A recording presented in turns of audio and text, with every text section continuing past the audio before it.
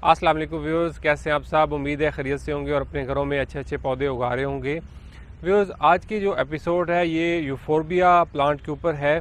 अगर आप घर में ऐसा पौधा उगाना चाहते हैं कि जिसकी केयर इतनी ज़्यादा ना करनी पड़े, सख्त जान पौधा हो और उस पर फूल भी आएँ, एक ऐसा पौधा है कि जिसको ना तो बहुत ज़्यादा पानी की ज़रूरत होती है, ना ही इसको कोई इतनी ज़्यादा केयर की ज़रूरत है। ये सख्त जान पौधा है।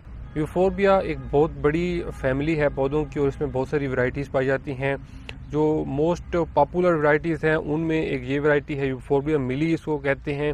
ये आप देख सकते हैं कि इस पे इस तरीके से खूबसूरत फूल आते हैं।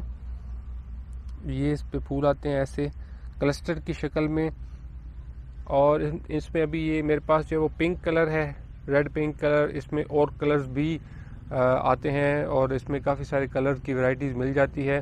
अब इस पौधे की अच्छी बात यह है कि बहुत ही easy to grow, easy to care है। इसको पानी बहुत कम चाहिए होता है और ये धूप में आप रख सकते हैं, धूप बर्दाश्त कर लेता है। सकुलेंट कह लें कि एक पौधा है।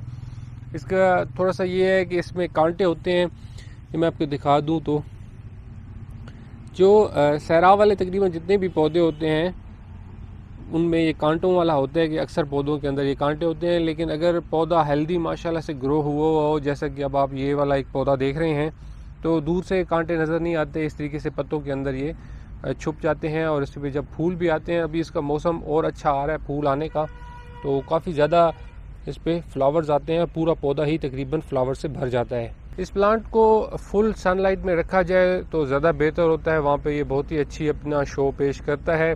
सर्दियों में जब कोहरा पड़ना शुरू होता है तो उन दिनों में अगर आप इसको कवर करना चाहें तो बेहतर रह जाता है।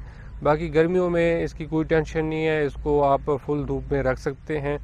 बस ये है कि अगर बहुत ज़्यादा धूप हो तो इसको पानी लगाते रहिएगा। पानी नहीं लगाएंगे तो थोड़ा सा इसके जो पत्ते हैं वो घिर जाएंगे और ये कह लें कि इसकी शक्ल जो है वो इतनी अच्छी नहीं रह जाएगी। लेकिन ये मरता फिर भी नहीं है और फिर भी ये जब मौसम ठीक होता है तो इसमें से नई कॉम्प्लें निकलनी शुरू हो जाती हैं। इस पौधे के बारे में एक चीज़ का ख्याल रखना होता है कि इसको पानी ज़्यादा नहीं लगाना होता, वरना इसकी जो रूट्स हैं वो गलना शुरू हो जाती हैं। तो इसको जब भी आप लगाएं तो कोशिश करें कि मिट्टी वाले गमले में लगाएं, प्लास्टिक वाले गमले में ना लगाएं, क्योंकि प्लास्टिक वाले गमले में पानी जो है वो काफ़ी ज़्यादा देर तक नमी रह जाती है और कभी कभी उसमें पानी ज़्यादा लग जाए तो वो बहुत ज़्यादा उसमें नमी हो जाती है। ये मिट्टी वाले गमले से क्योंकि अब्जॉर्ब हो जाता है पानी दीवारों से भी, तो इसमें ये बेस्ट रह जाता है। और इसका ये ख्याल रखना होता है कि एक दफ़ा जब इसको पानी लगाएं तो सॉइल को ड्राई होने दिया जाए, उसके बाद दोबारा इसको तभी पानी लगाया जाए। अच्छा, एक और अच्छी बात इस पौधे की ये है कि ये आपको एक तो नर्सरी से भी लेंगे तो कम प्राइस पे मिल जाएगा। दूसरा, नर्सरी के अलावा अगर किसी दोस्त वगैरह के घर में ये लगा हुआ है तो इसको कटिंग से बहुत ही आसानी के साथ फर्दर इंक्रीज़ किया जा सकता है।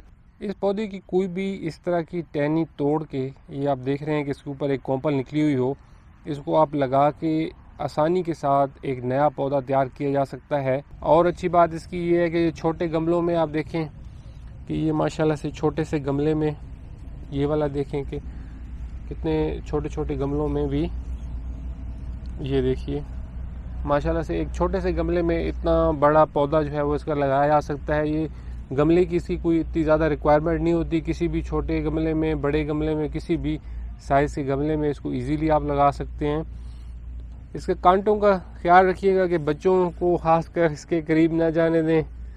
अगर छोटे बच्चे हैं तो ये कांटे इसके होते हैं।